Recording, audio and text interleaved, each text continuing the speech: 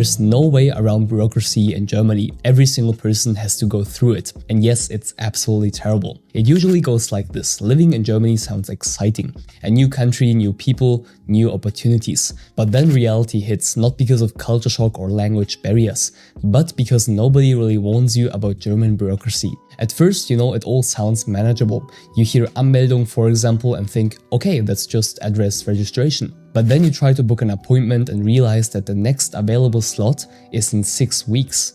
Until then, you often cannot open a bank account, get your tax ID, or sign a phone contract. And that's when you realize bureaucracy in Germany isn't one mountain. It's actually many of them. So this video is going to be your survival guide and a solid starting point to finally understand German bureaucracy.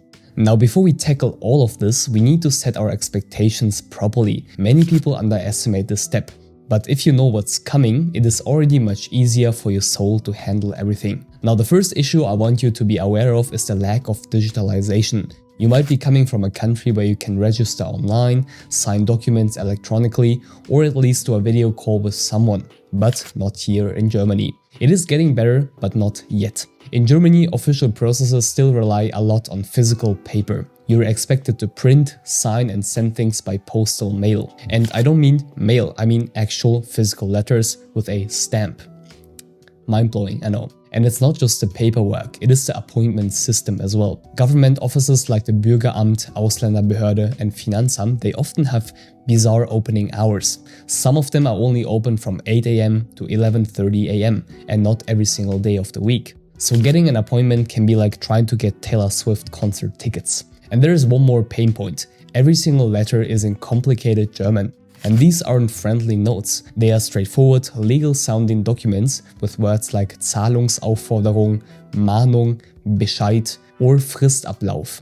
If your German is still basic, these letters might as well be written in code. And guess what? If you missed the deadline because you didn't understand what the letter said, you're still responsible. There's unfortunately no mercy for not knowing the language. I have a lot of popular videos on my channel about learning German itself, so definitely check them out later. So you can imagine it's like a puzzle, but the pieces keep changing shape. And this is exactly where most people break, because it doesn't feel fair. But at some point, you will start to realize that this isn't a system built around helping individuals. It is more of a system that is built around protecting the system itself. But you have to understand, it is not evil, it is not out to get you, but it's cold, rigid and slow. You can try to fight the system, but it's usually not going to work. Instead, you have to learn how to handle it. Now, there is one part of German bureaucracy that nobody explains clearly, and these are the silent risks. In Germany, deadlines do not pause just because you didn't understand a letter. If a deadline passes, fees and penalties can start automatically. In many cases, officers also assume a letter has been delivered once it's sent, not once you read it.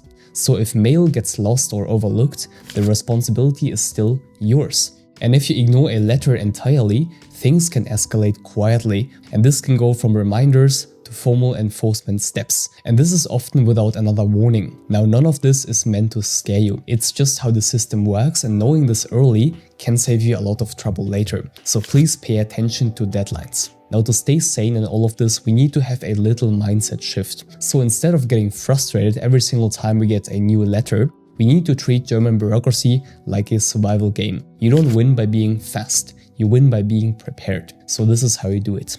So step 1, get organized, absolutely crucial. And I mean really organized. This sounds like generic advice, but please hear me out. A big recommendation is to make a digital folder on your computer or cloud storage. Call it something like Germany bureaucracy. Inside of it, save a copy of every single important document. Your passport, Anmeldung, health insurance confirmation, university acceptance letter, job contract, rental agreement, everything. And try to scan paper letters as soon as they arrive. Now, this folder is going to save you hours, stress and possible fines. And on top of that, please keep the original stamped documents. Germany loves original signatures, paper stamps and official paper printouts. A screenshot or a PDF is sometimes not enough. So even if you digitize everything, don't throw the originals away. So this thing right here is going to be your essential in Germany. It probably needs to hold an ungodly amount of paper, so please get a big one. Now step 2, always expect things to take longer than they should. If you need something done by mid-September, start in July. Book your appointments months in advance. I've seen students wait 6 weeks just to get a simple registration done. And then they realize they need that registration before they could open a bank account, and they need a bank account before they could receive their scholarship. So it is a domino effect, and we want to avoid being the last tile. And also, appointment slots often get released late at night or early in the morning. Now step 3, learn the keywords. German bureaucracy uses the same terms over and over again. If you know what Bescheid means or what a Mahnung is, this is already a good first step. If a letter says Frist, this means there's a deadline.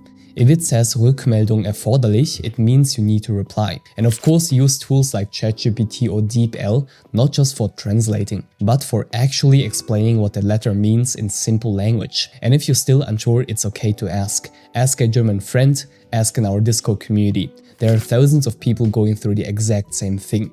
Step 4, use community resources for common tasks, whether it's registering your address, applying for a residence permit, or figuring out how to get public health insurance. Someone has written a guide about it. Trust me, don't try to reinvent the wheel, just follow the steps. I also covered a lot of topics in my free Germany Starter Kit course.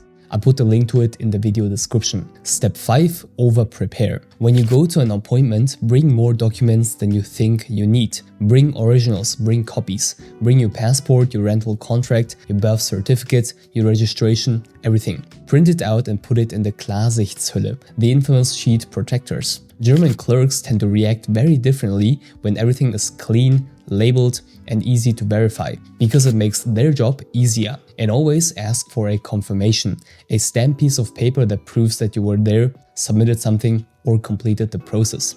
This is good to avoid misunderstandings later. Now, one aspect that almost nobody tells you, but that can save you a lot of trouble, is mail forwarding. In Germany, many offices still communicate exclusively by physical letter. And let's say you move places in Germany and forget to set up a Nachsendeauftrag with Deutsche Post. Important letters can simply disappear because they get sent to the old address in case you forgot to update the new one. And the dangerous part is the authorities still assume the letter reached you, so deadlines keep running even if you never saw the letter. And setting up mail forwarding takes a few minutes and costs a small fee, but it can prevent missed deadlines, fines, and a lot of unnecessary stress. Now you might think this is just your experience as an international person. But here's the funny thing, Germans also hate their own bureaucracy. I've had so many friends complain about waiting 3 months for a tax document or getting contradictory letters from authorities. And I also went through my own fair share of frustrating moments. And the system annoys every single one. And that's the weirdly comforting part. We are all stuck in the same thing. The difference is that people in Germany grow up learning how to deal with it. They get taught how to write formal letters, how to talk to government workers, and how to handle deadlines. But I get it, you've been thrown in without instructions. It is absolutely okay to ask for help if you need it. In Germany we say, geteiltes Leid ist halbes Leid. So to prepare for Germany, next check out this video about the best way to learn German as a beginner. Love you and stay focused.